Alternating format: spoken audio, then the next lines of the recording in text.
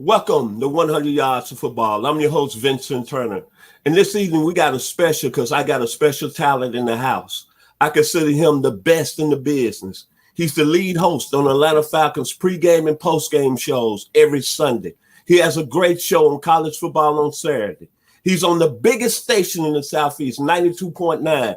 And you know what? He's from the state of Tennessee because y'all know how much I love the 901 in Memphis, Tennessee. But he's from the 423. Marion County, Jasper High School. The very talented Christ Goforth joins me this evening here on 100 Yards of Football. How you doing, sir? Vincent, man, I hope I can live up to all that. That's a heck of an introduction there. I need to get you to write some letters of recommendation for me, I think, after all that, man.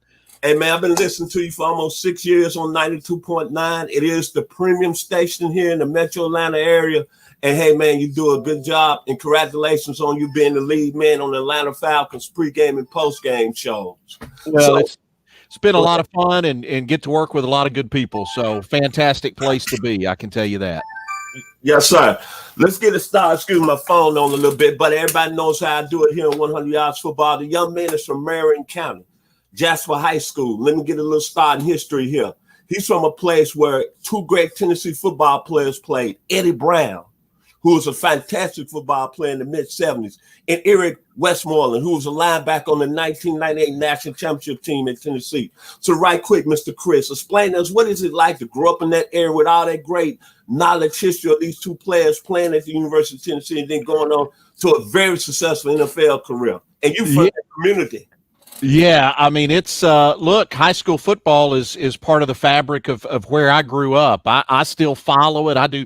I live in Chattanooga, which is about actually I live technically it's Ottawa, Tennessee, which is about an hour maybe from up I-75, about an hour from where I grew up, and you know, high school football was woven into the fabric of me from the time I was, 6, 7 years old. I still do play-by-play here for high school football on television on Friday night and have done radio for a long time. So, those two guys you mentioned, they're part of a really long history and a legacy of great high school football talent out of that area. I went to Marion County High School. That's where Eddie went before he later went on and played at the University of Tennessee, and then had a long career in the NFL and the USFL. And then, Eric Westmoreland was fantastic. I think Eric went 55-1 as a high school player. They lost one game during his high school career. He won 3 state championships and was fantastic. And he had a great career, won a national championship at Tennessee and spent some time in Jacksonville and Cleveland playing in the National Football League. So, football is what we did. That's how you were measured growing up, right? Whether it was on the field playing for the school or just playing in the backyard. I mean, that's what it was all about. And we played it year round, and it's a sport that I love at all 3 levels, whether we're going to talk high school football or college football or the NFL. It's my favorite sport and one that, again, when you grow up in that community, you grow up around it. That's all you know. Now, a lot of people don't know this. I live here in Douglasville, Georgia. I'm around a lot of Georgia fans. All I hear about is the history of the Georgia program. Now, I'm glad I got somebody here from the 423 that can talk a little about the history of football, because I'm from the 901. Mr. Chris is from the eastern part of Tennessee. I'm from the west. So I want you, Chris, to follow me and tell Georgia that they don't only have the history in their program. Can I say Steve Kiner? Can I say Jackie Walker? Can I say Bobby Majors? Can I say Kurt Watson? Can I say Condrich Holloway? Can I say Reggie White? Can I say Mickey Marvin? Can I say Willie Gault? And can I say Bruce Wilkerson? Help me, Mr. Chris. Tell the University of Georgia they don't only have great history. No, I think you could make an argument about a lot of the programs in the SEC and their history. I think Tennessee has, you wouldn't know it by the way they've played the last decade or so, but Tennessee does have the second most number of SEC championships in football behind only Alabama. And I think actually a little thing about them that kind of gets lost in the shuffle too is I think they've got the second most number of SEC championships in basketball too, behind only Kentucky. But now Tennessee football, you did a pretty good job there of, you didn't quite go back to maybe Beatty Feathers or some of those guys, but you could take it back, and the guys they've been able to put in the NFL. I mean, it's been ridiculous, and hopefully they can get back to that. Now, that hasn't been the case the last couple of years. I never thought as a kid growing up in East Tennessee that there would ever be a time when Tennessee would not have guys drafted in an NFL draft, but we've seen that. And so hopefully they get back to that. At one time people used to refer to it as wide receiver U, because there was Willie Gault and there was Stanley Morgan and there was Carl Pickens and there was all those great wide receivers that came out of Tennessee back then. And hopefully, they can get back to that. I think they recruit well, but for whatever reason, it's not turning into wins on the field for them, unfortunately. And I'm going to mention Stanley Morgan. That's another great one. Now let's get to the meat and potatoes. All right. We're going to talk about the professional, the Atlanta Falcons. I'm going to start with question number one. Who would you like to see as the new coach and the new GM? Well, as the new GM, let's start there. Man, I really like Louis Riddick. Now, I say that, and I want to say this too. This is the first time probably since it was Al Michaels and John Madden that I have enjoyed watching Monday Night Football. I wasn't a John Gruden guy, Vincent, and I know a lot of people are, but it just wasn't my cup of tea with him. But I love this group of on Monday Night Football now. And Louis Riddick is a big part of that. I think the guy is tremendously knowledgeable. If he doesn't want to get back into the NFL as a general manager, I think he's got a heck of a future in television. But if you're going to ask me for a guy, I'm going to go with Louis Riddick right now as the general manager. And I think based on the buzz that's going on around him right now, he may have a couple of opportunities as to where he wants to go in the National Football League and be a general manager. Now, as far as the head coach, obviously Eric Bieniemy is the guy in Kansas City that everybody's hot for right now. He seems to be the it guy, and he's going to be a head coach in the NFL somewhere next year. Maybe it's in Atlanta, maybe it's not, but he's definitely a guy that's going to be a head coach. Another name I'll throw out there that I think will be a head coach next year is Arthur Smith, who's the offensive coordinator for the Tennessee Titans. He's done a really nice job there in really utilizing the talent that they have. I mean, he's been able to create a scheme there. Granted, Derrick Henry's a huge part of that, but he's been able to create a scheme there that's effective and has worked. I think he's going to get some head coaching looks. There may be some other guys too. Byron Leftwich is another guy that's out there that I'm not hearing that name a lot, but I think he's somebody that could get some looks as well. I will tell you this, Vincent, and there's no insider information that I'm giving you here other than just my opinion. I'll be shocked if Rich McKay and Arthur Blank go after a retread coach. I don't think that's going to happen. I think we'll see some fresh blood in the National Football League next year with the Falcons. Okay. I was a Dan Quinn fan. I know that the NFL is about winning games. I understand that. I just don't understand. He was a guy that was very successful in 2013 with the Seattle Seahawks and a great defensive lineman coach when he had Michael Bennett, Cliff Abel, Red Bryant, Clinton McDonald from 901, University of Memphis, Tony McDaniel that played at Tennessee. Man, what went wrong, especially on the defensive side of the ball, in your opinion? Because the guy came with great credit coming from Seattle, to D.C. He did, and he had success in Atlanta at the start. And then if you go back and look, we all 28-3, we all know about that, right, in the Super Bowl. And from that time, since that game, the Falcons have never really been able to get it back. They made the playoffs the next year, and then it's really been a decline for them since that point. I don't know that you can really put the finger on just one thing with Dan Quinn. The players loved him. The players absolutely loved that guy, and they loved playing for him. I don't know where it went wrong. I don't know that, there's a couple things. How about this? One, they haven't done a very good job of finding offensive linemen. Now, maybe Caleb McGarry and Chris Lindstrom will turn into that. But the Falcons, Jake Matthews is what Jake Matthews is. Maybe, I don't know. I don't feel like the Falcons have done a great job in scouting and drafting quality offensive linemen. They've had a hard time trying to continue to develop a run game. They gave up a lot of picks for Julio Jones. I love Julio Jones, all right? That guy is a bona fide NFL Hall of Famer one day, but you gave up a lot to be able to get him as well. At some point in time, I think depth tends to catch up with you. To your point, speaking specifically of the defense, I don't know. Where's the pass rush been? For a guy that was a defensive specialist, the Falcons had, 28 sacks last year, I think. I think the number was 28. They were tied for the second fewest in the NFL. They were tied with the Dolphins with to be 31st in sacks in the National Football League last year. I don't know where or why it happened. Vic Beasley didn't turn out to be what we thought he could be. I don't think Tack McKinley is going to turn into who we thought he was going to be. So I think there was some misses in the scouting and drafting departments, and that's the reason why not only will you have a new head coach next year, you're going to have a new general manager too. Now, Chris, be totally honest. I know you do the pregame and postgame show for the Atlanta Falcons, and I love this because I'm very real and I love honesty.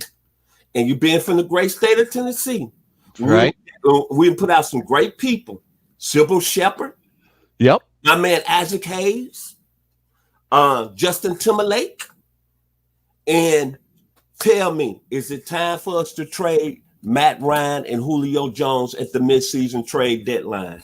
Because the Falcons, to me, have a lot of holes. And this game, to me, you need depth and you need quality players.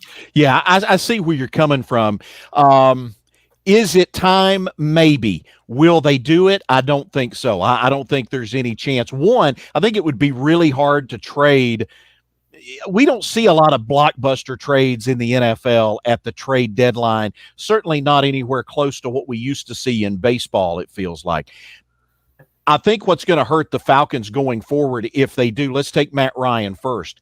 If they were to take Matt Ryan and try to deal him, I think that contract is so unfavorable right now, and it's going to be such a cap hit that I think it makes it too difficult for him. Now, depending on who the next head coach is and who the next general manager is, then that is when I think the Falcons will look to determine what the future is of Matt Ryan. Now, if you bring in a guy like an Eric Bieniemy as a head coach, he may look at Matt Ryan at the quarterback position and go, this isn't the guy that I need. This guy doesn't have the skill set to do what I want to do. If that happens, then I think maybe we could see some changes going on, but I don't see that happening, certainly not in the short term with Matt Ryan, and I don't see Julio Jones leaving Atlanta at all. I think you could make a very strong argument that Julio Jones is the best player in Atlanta Falcons history, and I think Mr. Blank loves him.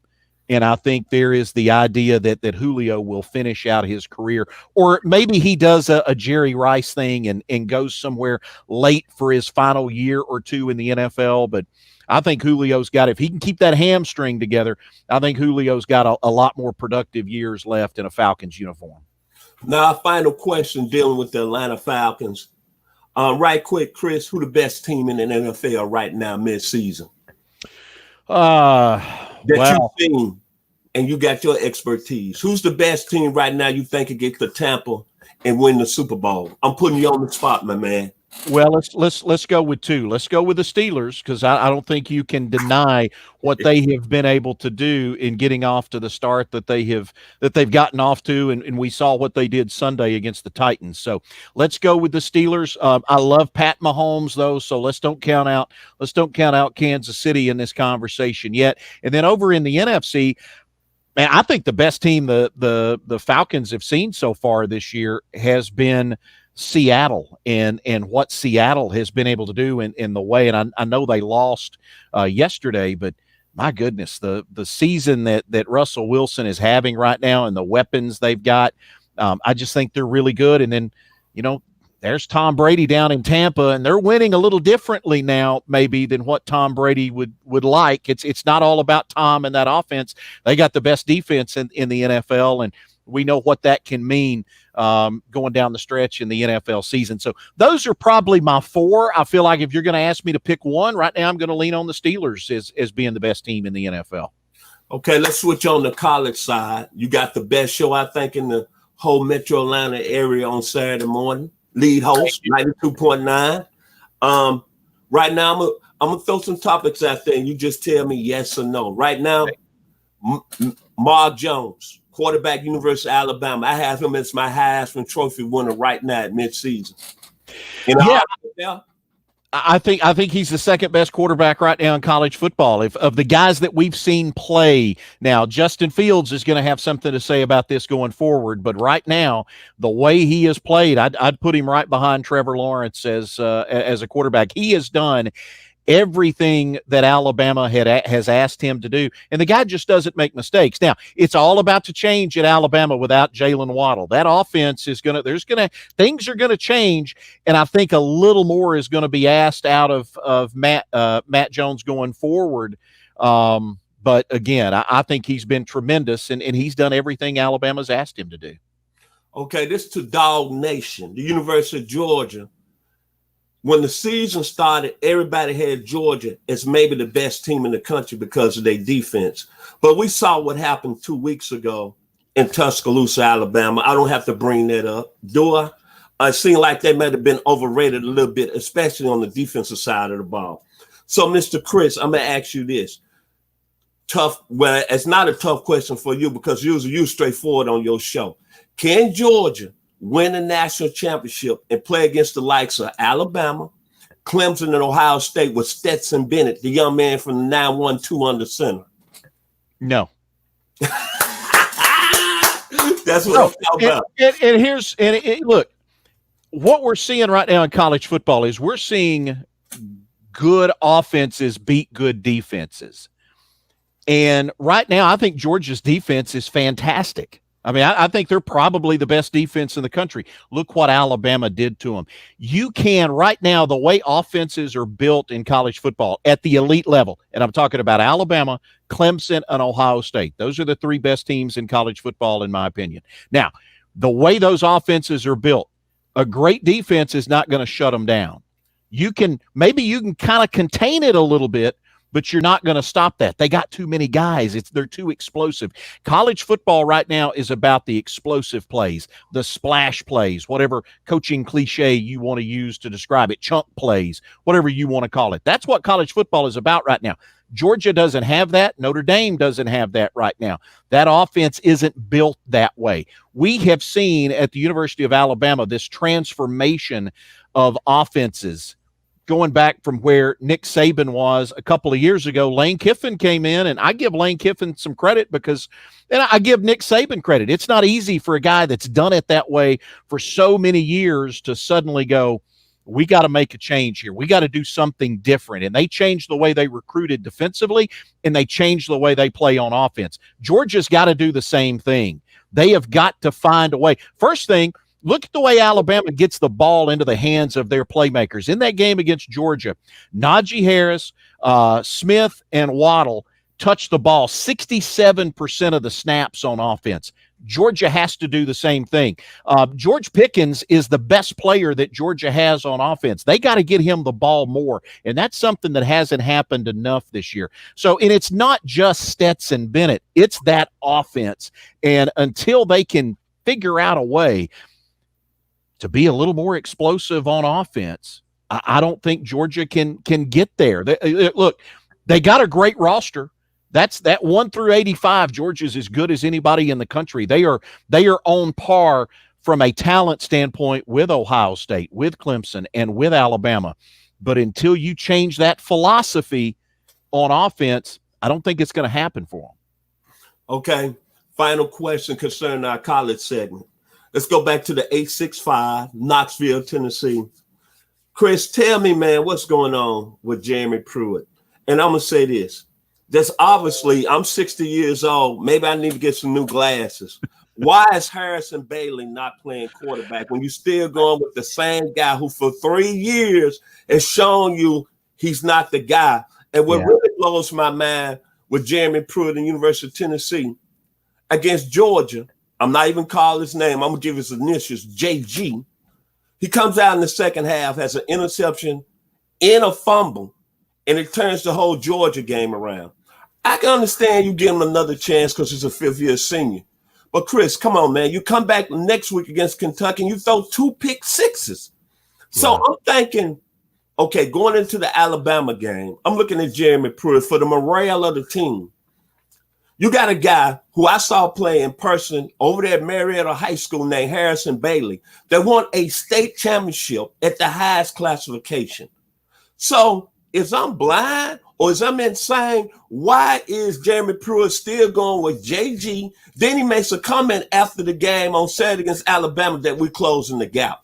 Help me out, Chris. Help me out in Vol Nation today. Let's take this a step farther beyond Jeremy Pruitt. What is Chris Winkie doing as a quarterback coach? Because he hasn't developed anybody. Okay. How can you have a fifth-year senior be that bad and still make those mistakes at quarterback? To have that lack of pocket awareness that he seems to have. And what you hear from people is, well, he's playing because he's the best of what they have. Well, then you got to develop somebody. And that's where I think Jeremy Pruitt, is he going to get fired at the end of this year? No, he's not going to get fired. I think a lot of coaches in college football this year end up keeping their job because of this whole pandemic thing that we've all been dealing with. I think we probably see fewer coaching changes this year. Tennessee, I think, is predicting to lose, $20 million or whatever it is this year. They don't want to have to pay out a whole bunch of buyouts to Pruitt and his staff. But there's no doubt you expect to be further along in year 3. I think there's going to be pressure on him to change his staff. I think there'll be certainly a new quarterback coach going into next year because, again, you got to be able to develop somebody. You've had 3 years now to develop somebody behind JG. They haven't done that yet. So let's start with that. Also, this offensive line was supposed to be the strength of this team. They've been a disappointment this year as well. I think Tennessee's got talent at running back. Running back may be the strongest position group on that offense right now with Gray and Chandler. But they got to have help of those guys up front. So those are a couple of things that I think Tennessee's going to have to fix from an offensive standpoint in order to be able to take that next step. Because kind of to your point, Vince, doesn't really feel like they have closed that gap with Alabama based on, I think, the game you and I watched on Saturday anyway. Okay, man. I got the final question of the afternoon. All right. It's a history question. In college football and pro football, the offenses are scoring at an alarming rate. It's all about the air game, going vertical. I'm going to give you some names, and I want you to pick one. Say you the head coach of a professional team. You're coming up in the 2021 NFL draft. You're a guy that likes that air game. And you want Trevor Lawrence. I want Trevor Lawrence. You don't have to ask me questions. I'll take Trevor Lawrence. I think he is the most NFL-ready quarterback that we've probably seen since Peyton Manning, from not just a physical talent standpoint, Vince, but I think from his approach to the game, the way his ability to be able to read defenses right now, I think he is a step ahead. That's not to say that Justin Fields isn't going to have. I think Justin Fields number 2, and I think he's a guy that can have a long NFL career as well. But right now, for me, if I'm going to make a draft, if I got to make a draft pick, give me the guy that I think has the best chance for long-term success and the guy that would be the safest pick. And right now, I think that's Trevor Lawrence. Well, I wasn't talking about the present, but I was going to go in the past and then put them into. Let's go there too. Okay. I'm going to give you some names. Okay. John Elway, Stanford. Doug Williams, Grambling. Andre Ware, the University of Houston. Troy Aikman, UCLA. Jim McMahon, BYU. Charlie Ward, Florida State. Archie Manning, Ole Miss. Dan Marino, Pittsburgh. Michael Vick, Virginia Tech. Ooh. Out of all those guys, if you start offense now, bring it from the past to the present, who would be your man? Oh man, how about well, let's put it to you like this. The idea of having that quarterback back there like a statue, like Dan Marino was. I mean, Dan Marino wasn't the most mobile guy. Those days have kind of come and gone. Same thing goes with Troy Aikman. You know, people forget Aikman was an option quarterback at Oklahoma until he transferred to UCLA. He was a good athlete, but in that system in Dallas, which is what I'm going to compare him to, he wasn't necessarily the most mobile guy. I think the two best guys that have ever played quarterback in the NFL from an athletic standpoint, boy, don't hate me, Randall Cunningham, but it's Mike Vick and it's John Elway. From the ability to use their legs to make plays. And if I'm looking for a guy that can run an offense like what Patrick Mahomes is doing right now in Kansas City, those are going to be the two guys that I would look at. I think I'd probably give Elway a slight edge over Vic, but here's the reason why, is I think John Elway took it more seriously. I think he was a more mature guy when he got into the NFL. I think if Mike Vick had it to do all over again, and he said that before, he didn't watch enough film. He didn't prepare the way he was supposed to in his first couple of years in the NFL. So that's the reason why I'd probably go lean a little bit towards John Elway. But I think all of those guys that you mentioned, I mean, you know, Andre Ware didn't have an NFL arm. Jim McMahon probably didn't have an NFL arm either, but he found a way to make it work within that system in Chicago. But, you know, a couple of those guys, man, how good would Doug Williams be today with the type of athlete that he was and the arm that Doug Williams had, who is also probably one of the nicest guys you'll ever want to meet, by the way, if you've never had the opportunity to talk with Doug Williams. He is just the absolute nicest guy. But out of the ones you gave me, I'd go Elway and Vic 1 and 2, and probably Doug Williams 3rd. Okay, Chris, man, I wish I could talk to you for about 2 hours, man, because we can really get serious about some football. But, man, it's a pleasure. It's an honor. What I usually do on 100 Yards Football, I usually match up a musical artist to my guest. And tonight I want to say, when I think about you and your show, I'm gonna throw some lyrics out. The night falls and I'm alone. Skin, yeah. Chill me to the bone. Blue and Black by Kenny Shepard. That's what I think about you, my man. That's all right. I'll take that. I'll take that. Vince, I appreciate it, man. I appreciate you asking me, and I've had fun. Holler at me again one day, and we'll do this again soon, man. And get your information out, man, so people can find you. Yeah, what you're doing. Yeah, the easiest way to find me is on Twitter at Christ Goforth 1, so you can find me there. And then, as Vince mentioned, every Saturday morning between 9 and noon, myself, along with a former Georgia tight end and 10-year NFL vet, Randy McMichael, and John Chuckery, the three of us get together, and we've done this for, I guess, going on about 6 years now. We get together and talk college football every week, and that's fun. And then on Sundays, former Falcon wide receiver and I, Harry Douglas, team up on the Falcons pregame and postgame show. So we start, if it's a 1 o'clock kickoff, we come on at 11, 2 hours before kickoff. So Thursday night, Falcons, Panthers, 6:20 for the pregame show with Harry and I, and you can hear that, of course, on Sports Radio 92.9 The Game, and then on the 36 station Atlanta Falcon Radio Network, heard all across the Southeast. Thank you, Chris Goforth. Thank you, man, for being from the great state of Tennessee, the 4-2 yes, sir. Marion County, Jasper High School. And I like to end the video like I always say. I'm the host, Vincent Turner, a.k.a.